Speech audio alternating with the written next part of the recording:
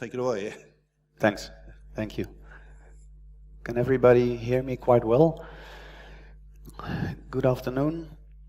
Thanks for being here and joining me in my talk. So, I'm not sure if everybody joined the talk from Quinn earlier today. What I got out of that was at least a message that security is, well, pretty much broken in a lot of cases. She focused on the networking part, the internet. I will be talking today about SAP security, used in many large companies, and it's a very wide topic. So unfortunately, I cannot cover all in just a couple of minutes. So I will zoom in on flaw vulnerabilities that we still see a lot and which expose quite dangerous information. Well, at least every Fortune 2000 company uses SAP, and also below the Fortune 2000 a lot of SAP also has a lot of customers. So this is many businesses run on these systems. Can I see some hands? Is everybody a bit familiar with SAP?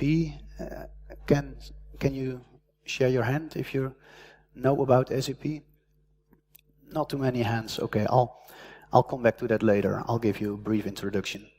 First, who am I? I'm Joris Van De Vis. I'm from the Netherlands. I have a background of around 20 years in SAP, did programming, SAP basis consultancy, which technically means I do a lot of installations and security-related work. Next to that, I also do quite some SAP security research, and in the past couple of years, I discovered like 60 or 70 vulnerabilities in SAP systems. Next to that, I'm also the father of a daughter who is turning 7 today. So if you're looking, baby, I guess I'm on YouTube a little bit later. Happy birthday. Thanks, Cooper, for recording the sessions. I'm working for ERPsec. We're based in the Netherlands, and we're just a small company with a couple of guys specialized in SAP security. Like I said, we do SAP security research, and next to that, we do a lot of SAP security assessments for customers. And last year we also brought our own SAP security solution to the market. So, back to SAP. For the people who are not familiar with SAP, SAP is, like I said, running most of the corporate world. It's big, it's huge, it's storing all the business critical data. They have a lot of industry-specific solutions for oil running companies, for financial businesses, for logistic corporations, for governments. And as mentioned, and that's the bottom line, it's an interesting target because companies, organizations, large organizations, they definitely rely on this software. If those systems go down, then, well, shipments cannot be sent to customers, or transactions will not cannot be processed. Whole factories might stop running. This is definitely business critical, and that's also one of the reasons why SAP security is still well underdeveloped, if I can say it like that. The thing is that because these systems are so business critical, many customers don't tend to touch it. They're afraid. Patching means downtime. Downtime means business downtime most often, and companies don't like that. The good thing is that we see more and more awareness at customers, because this was a topic which was for a long time really neglected. Companies spent a lot of money on their infrastructure, on their intrusion detection systems, endpoint security, whatever. But SAP security was for a long time really something that was not really looked after. We see changes. We see more and more customers actively, at least they are aware that they have to do something. The step from their awareness to really fixing stuff is quite is little. the good thing is that SAP as a company itself, over the past couple of years, did a lot to improve security. After, I think, 10 years or even longer after Microsoft published their first baseline document, now SAP also has one. They used to be quite a bit behind other big, large software vendors, but they caught up. They did quite a good action there, and the information is there, patches are there, security guides are there, there's a baseline document, but now it's really up to customers to step into and to fix things. Maybe good to mention, we do a lot of SAP security assessments at large SAP running companies, and even though it might sound funny or stupid, in every assessment that we did, we found at least one default SAP account, which can mean a complete compromise of your SAP system. So that will be the topic of today. When doing these SAP security assessments, there are two quite big attack factors that can easily give you access to business-critical SAP systems. One of those is the RFC gateway, which is a middleware component that every SAP system has to communicate with other SAP systems. It should be protected by an access control file. If that file is not in place, then you can easily get remote code execution on SAP system via the network. The only thing needed is to have access to port 33XX, where XX is the number of this specific SAP system. Still, you see this a lot within companies. If one of those systems is not properly protected in your entire landscape, if this RFC is unprotected, it can give you access to the whole SAP landscape. So that's an easy way in. Another easy way in is obviously via default accounts. And it's sad that I have to say it, but like I said, we still find them on a regular basis. So I could be talking here about buffer overflows or some really deep technical cool ways to exploit SAP systems. They do exist. However, it starts with the basics, and many SAP customers still don't have the basics fixed. Okay, this is a list of publicly known SAP default accounts so far. Nothing secret about this. You can find it on the internet rather easily. These are known for quite some time. As you can see, for example, the password of SAP star user is 06/07/1992, which is a date. It's the date that SAP released their R3 system, and that was released on that particular date back in 1992. As from that date, this user is in many systems. You can still find it. It's still quite often found by us. But okay, these are the publicly known SAP default accounts. What we have discovered some time ago is that there is a whole range of other SAP default accounts which can give you sometimes very high privileged access to SAP systems.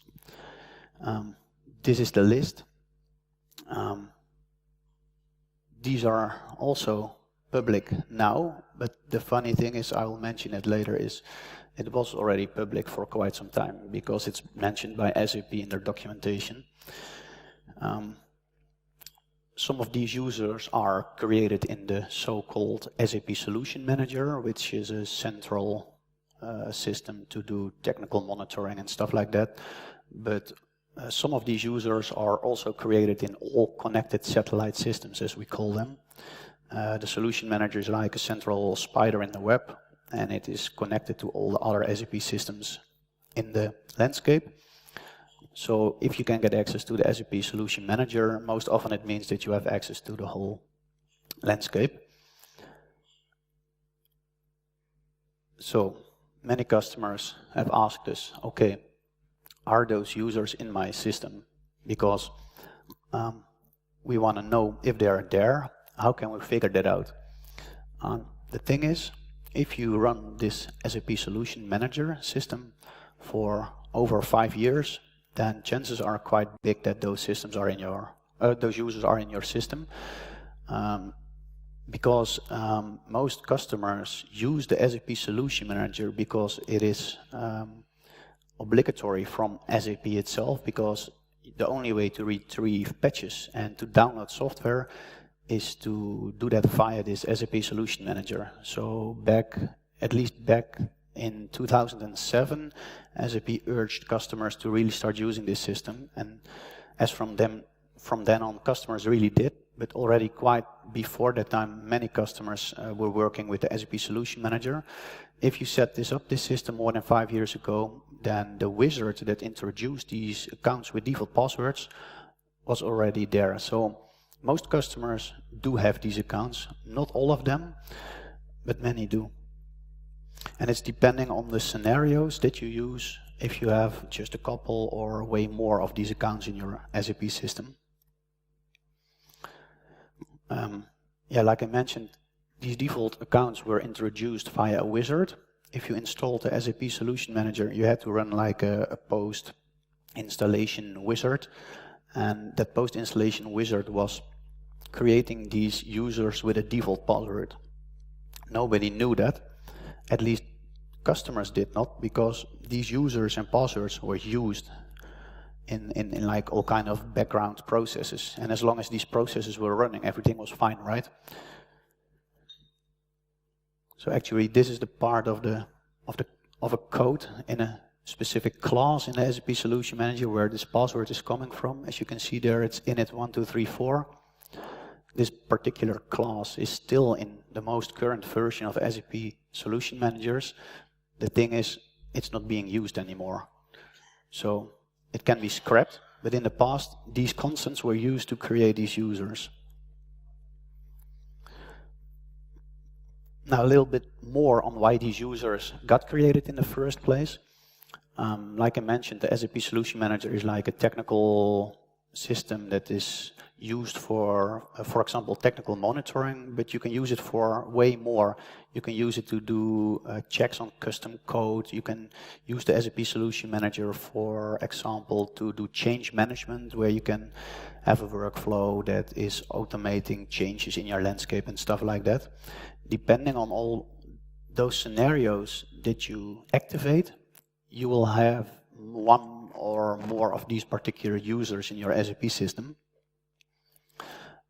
But there is one basic scenario that every customer needs to run, and that already introduced quite a couple of SAP default accounts with this default password of init1234.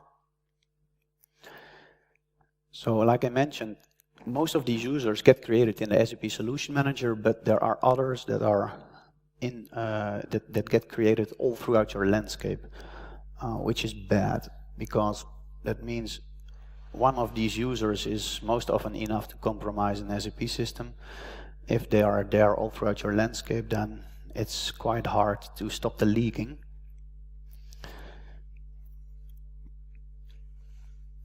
As mentioned, this SAP Solution Manager, it's in the heart of your SAP landscape, and all other SAP systems throughout your entire SAP landscape are connected to this central SAP Solution Manager.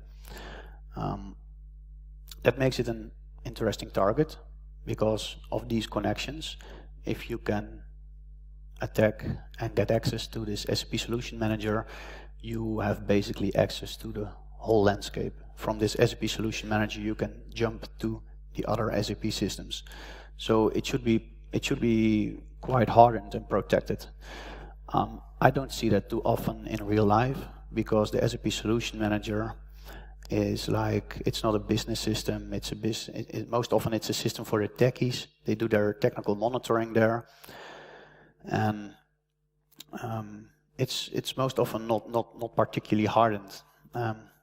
It's a dangerous thing. I will show you that later on. Yeah, how bad is this? Like I mentioned, the SAP Solution Manager is definitely the most interesting target in your landscape. And if these users that I mentioned before exist with a default password, it's quite easy to get access. I'll show you that later on. And what makes it more complicated is that most SAP business systems are managed by SAP authorization consultants. They create users, they create passwords, they make sure there are no default accounts in those systems, but they do that most often for the business systems. As mentioned, this SAP Solution Manager is often seen as a technical system, so the normal authorization administration people are not looking at that system, so it's quite ignored.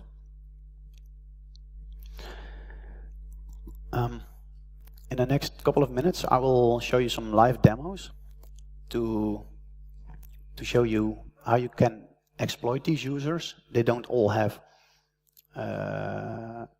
large authorizations. Some of them have a limited set of authorizations, but nevertheless, it's important.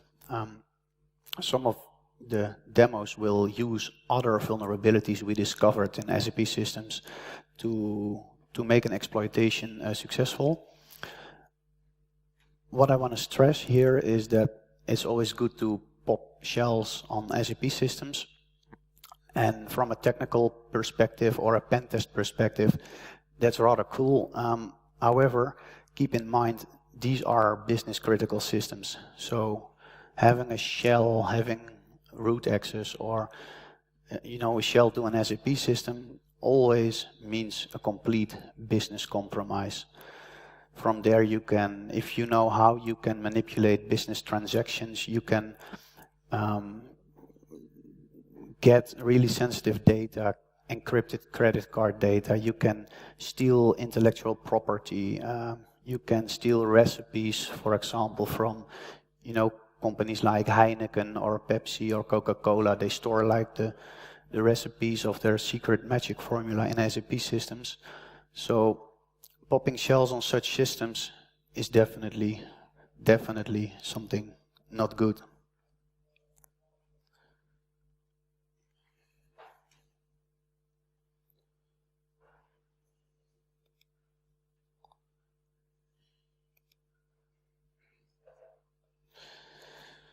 So, what I will show you first, and maybe I should go back one more time to the slide, because what you see here, if you look at the type of those systems, you will see that many of them are of the type system, but some of them are dialogue type users.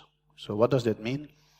Dialogue users can be used to interactively log on to the SAP system via the SAP GUI, which is a FAT client. System users cannot be used for that. Not interactively, but you can find other ways to get access to SAP systems. I will show that later on. First of all, let's have a look at this SAP support user, which is of the type dialogue.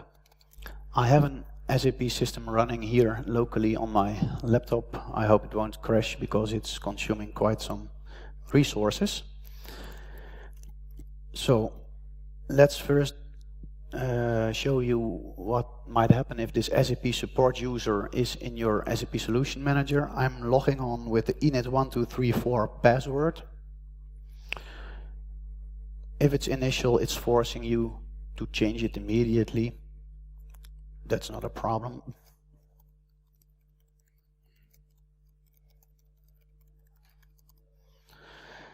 So, this already means we are in the SAP system, which is not good, definitely not good. However, this system or this user has a quite limited role. So if I want to go, for example, to transaction SM49, which is a transaction where you can execute operating system commands and do privilege escalation and stuff like that, that's not gonna work because it shows at the bottom of the screen you are not authorized to use transaction SM49. And quite a couple of other transactions are also not working. For example, transaction SU01, which you can use to give yourself more authorizations, is not working as well. However, we discovered a vulnerability in the past, And I will show you how that works, because transaction SA38 works. For the people that are quite into SAP systems, they know you can use that to execute ABAP programs. And for example, there is a program called like this that you can execute. And what it does, it allows you to execute operating system commands with only a subset of predefined whitelisted operating system commands. For example, the env command, if I execute this, it will give you a list of the environment variables, which is, well, nice from an attacker perspective. You could say, okay, I can use this for maybe gathering some more information for further attacks. But this is not all you can do. What we discovered is that it does not only allow you to execute these predefined commands, but you can also inject here in the param field your own ones. So if I say, for example, here, who am I? Then what will happen is that it executes that command instead of the predefined one. This is patched already quite some time ago. But this gets more interesting because it means you have like a shell within the SAP GUI and you can use it to execute whatever you want. If you want to have the IP configuration,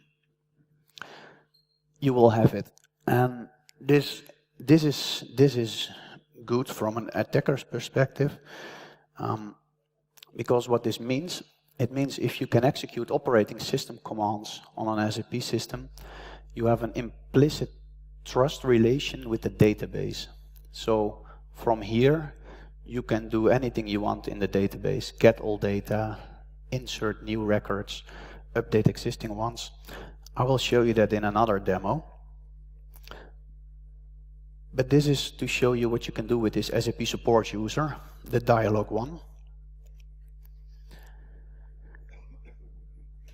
So in a second demo, we will have a look at another user, which is the SMD agent underscore sit user. And that one gets created as a system user.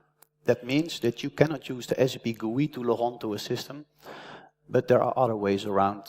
What you can do, you can use the RFC SDK, which is a software development kit, to execute RFC calls to an SAP system. It's like a system call. It's not interactive via the GUI, but it's connecting to the SAP system anyway. What I did, I wrote a Python script that is using this RFC SDK. What it will do, and for the people that are quite familiar with SAP systems, this might sound familiar. For others, I'll try to explain. What I'm going to do is I'm going to call a particular function module. A function module in SAP is like an API that you can call, you can put something in it and it will give you something back. And those function modules can be either local or remote enabled. The local ones you cannot call directly via an RFC call. And the one that we are going to execute, this SDF RBE native SQL select, is a local one, which sucks because we cannot call it remotely. However, we figure out there is a way, because SAP was offering another function module which is remote enabled and which can act as a proxy to call this local one. So what this Python script does, it's connecting, in this case with the SMD agent user, with the default password init1234. It will use this remote enabled function module to call a local one, and this local one allows me to do a select statement on the USRO2 table. And this gets interesting because the USRO2 table contains all password hashes of SAP systems in a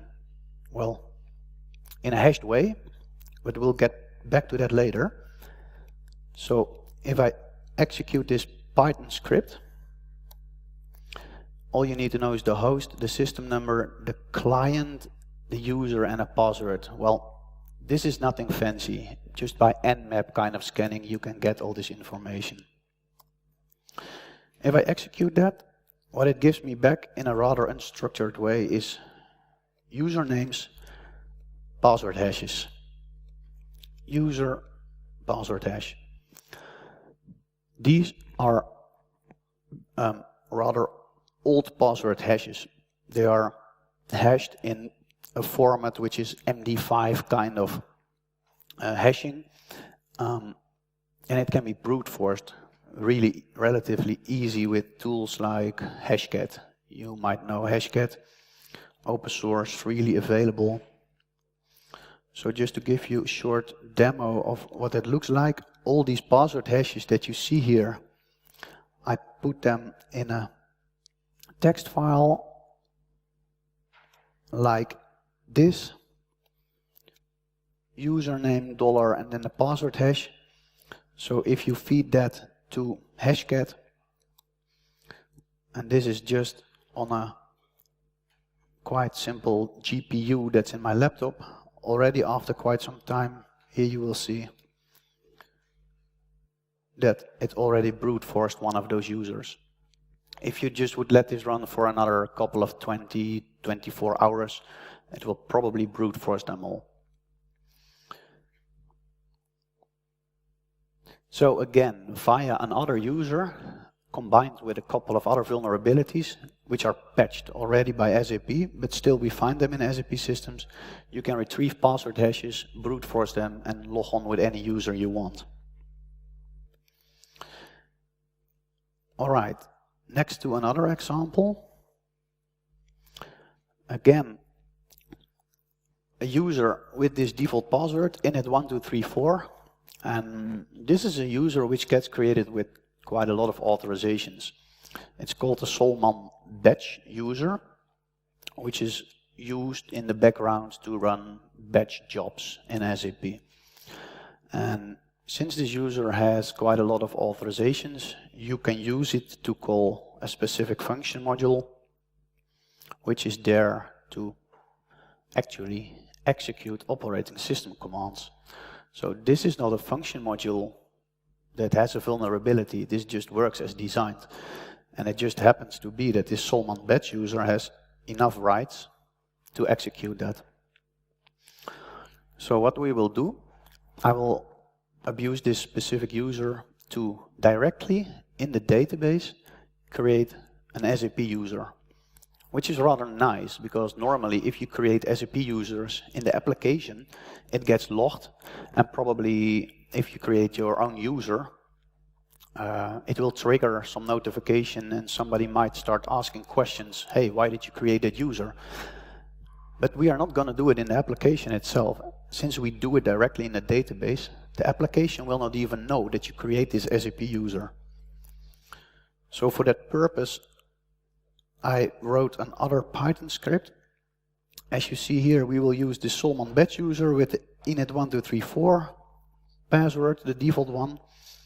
And what we'll do here, we'll execute this function module 3 times.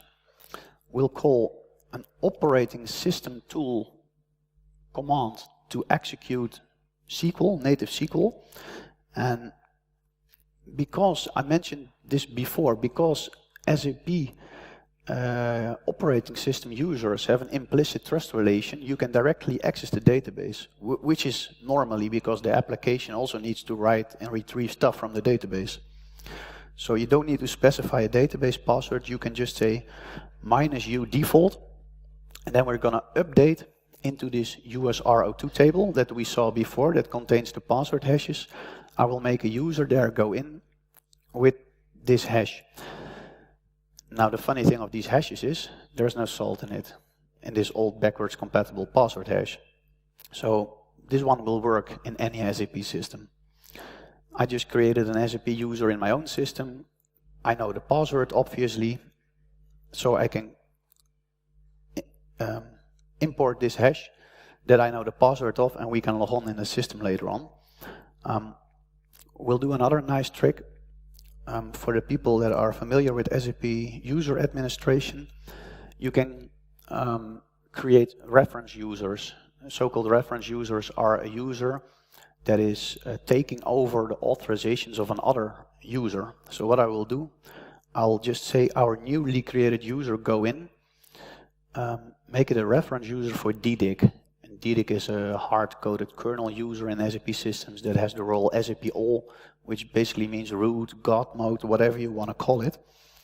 So I'll just take that over and attach that to my own created user. If I execute that Python script, again, I have to provide the host name, system number, client, and in this case we'll use this Solman batch user with the init1234 default password. And what you'll see here is that a couple of rows are updated in the database. So if everything worked, we can log on with our go in, and in go is the password that was the password hash that I inserted. So we're in, and what I will show you, if we go to this go in user that I just created and have a look at it, then you'll see two things. It has reference user DDIC, no other roles assigned, but that doesn't matter. It takes over SAP all from this account. And what you also notice is that the last changed field is completely blank because it's not created via the application but directly in the database. So not many people will figure out what happened to this user.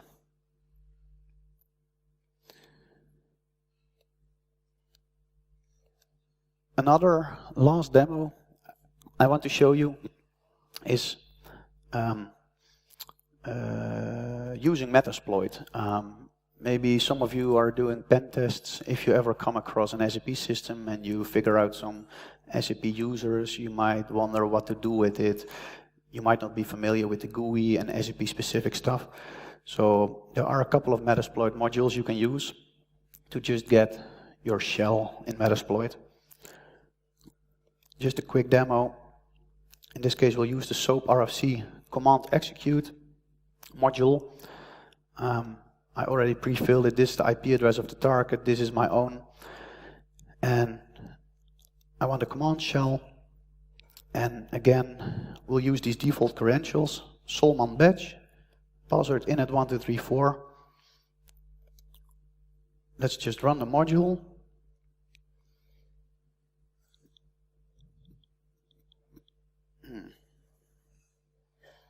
No session. That's too bad. Let's give it another try. Okay, so for the demo gods were fine with me, but I have a backup for this kind of thing. As it's the last demo, I'll go back to my PowerPoint anyway. So let me just quickly show it via a video. The same screen that you just saw is here.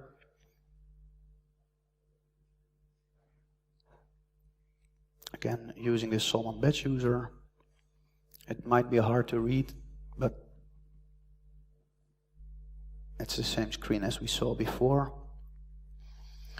And basically what it does is like a reverse shell and giving you back a shell that you can further use in your pen test or whatever.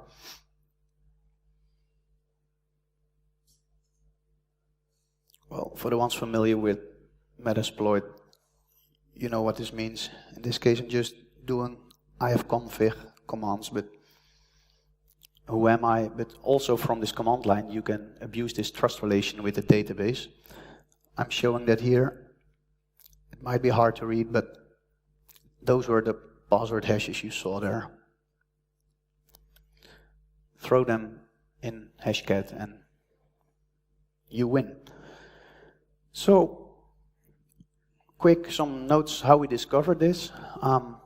we use for quite some time open source tool Solar to index ABAP code.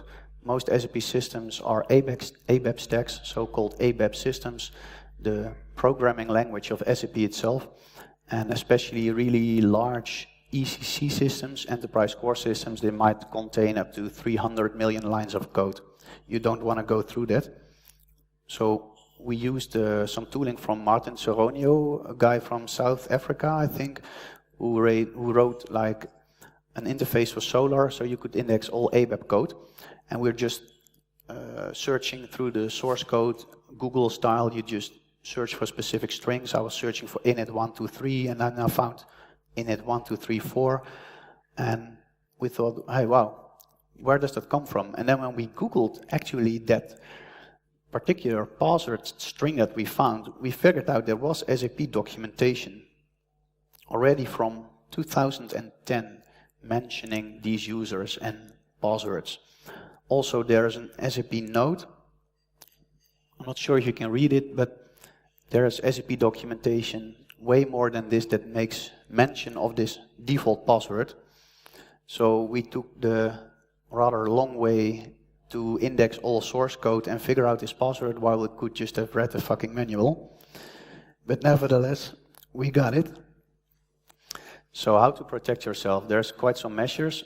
First of all, if you want to figure out if those users are in your system with a default password, we created some tooling. You can download it from our website, erpsec.com. It will show you if it's there. Apart from that, there's also PySAP, which is a tool from Martin Gascio. He's a guy from Core Security, and he made PySAP, which is a Python framework to do a lot of SAP assessments. It's open source, so if you ever come across an SAP system during pen test, make sure to check it out. I will not go through this slide because there's a lot of information on it, but basically how to protect yourself is change the default password. It's as simple as that. There's a lot of so-called SAP security notes. You can look them up and download them later and check. There's a lot of information there how to help you changing this password. It might be a bit complicated sometimes because it might break business stuff. That's also why customers don't tend to do a lot of security, SAP security related patching, because it might break business and business is not happy. And you could also, if you don't need those users from a business perspective, you might create them as honey tokens, for example. So you can set it up to figure out if somebody is actively trying to attack your systems. Yeah, these are all references. The presentation will be available later. You can look that up. Also, the links to the free tooling and the Metasploit modules will be there. This is basically the stories. If you guys have any questions, I'd be happy to answer them either right now or after this talk. Thanks.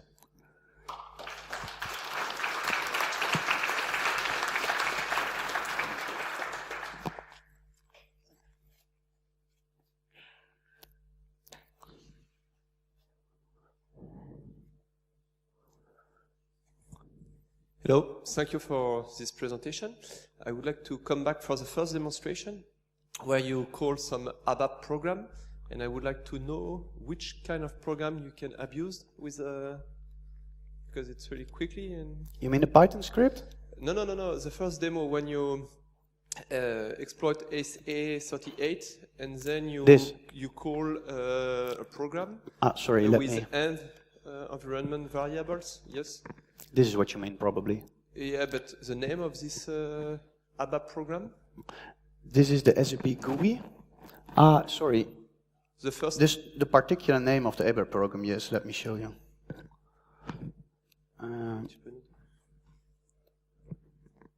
Here we go. It's this one. Yes, RSSA. Yes. Okay. Thank you.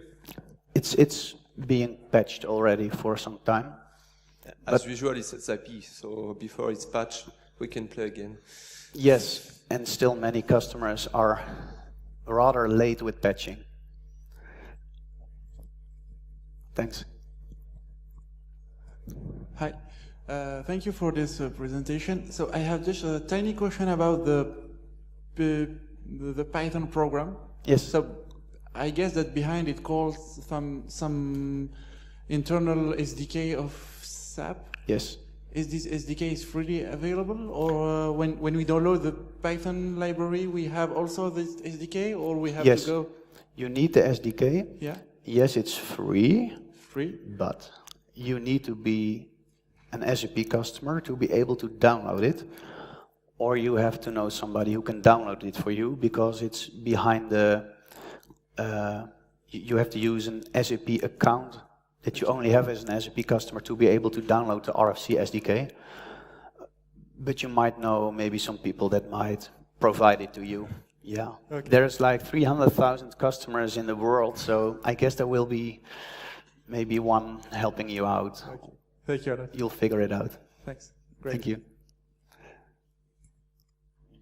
Any more questions?